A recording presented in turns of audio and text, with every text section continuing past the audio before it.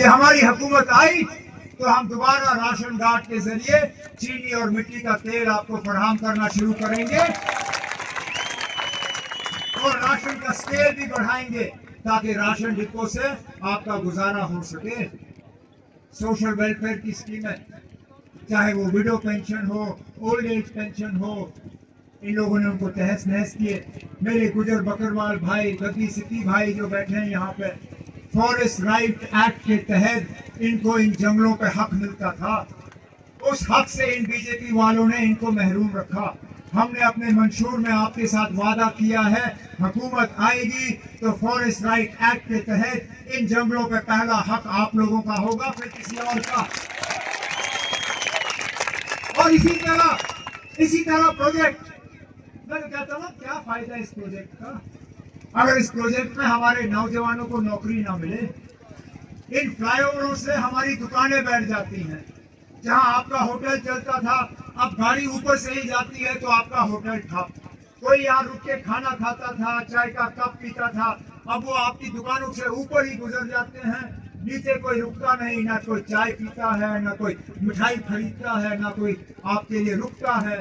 कम से कम इस प्रोजेक्ट में किसी को अगर रोजगार मिलता तो उसका कुछ तो फायदा बनता। अब मेरे साथी ने यहाँ कहा कि हमें 20-30% नौकरी। अरे 20-30 क्यों जनाब, मैं तो कहता हूँ 70-80% नौकरियां हमारे नौजवानों के लिए होने चाहिए। आखिरकार पहाड़ हमारे, दरियाएं हमारी। जब ये टनल बनाने के लिए ब्लास्टिंग करते हैं तो दिल्ली वालों के मकान नहीं हिलते, मकान आपके हिल जाते हैं, क्रैक आपके मकानों पे पड़ते हैं, स्लाइड आपके पहाड़ों का होता है, नुकसान आपका होता है। अगर नुकसान आपका होता है तो रोजगार पे पहला हक भी आपका ही होना चाहिए। तो चाहे वो पढ़े लिखे हो, कम पढ़े लिखे हो, बिल्कुल पढ़ाई से महरूम हो, आप यकीन माने हमारी हुकूमत आएगी तो हक के मुताबिक, सियासत देख के नहीं, पार्टी का कार्ड देख के नहीं, आपका अगर नौकरी पे हक होगा, हम इन कंपनियों के जरिए आपको वो हक दिलवाएंगे। लेकिन इन बीजेपी वालों से खबरदार रहना। इनकी आदत है, ये अलग अलग जबान अलग अलग जगह बोलते हैं। आज इनकी मुकम्मल कोशिश है कि मजहब के बुनियाद पे ये लोगों को तकसीम करेंगे। हमने यहाँ स्टेज पे खड़े होके बहुत सी बातें की।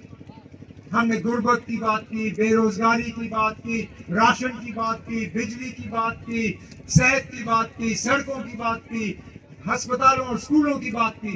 एक बात मैंने नहीं की, मैंने मजहब की बात नहीं की। मैंने मजहब के बुनियाद पे वोट नहीं मांगे, मैंने बरादरी के नाम पे वोट नहीं मांगे। मैंने आपको तकसीम करने की कोशिश नहीं की।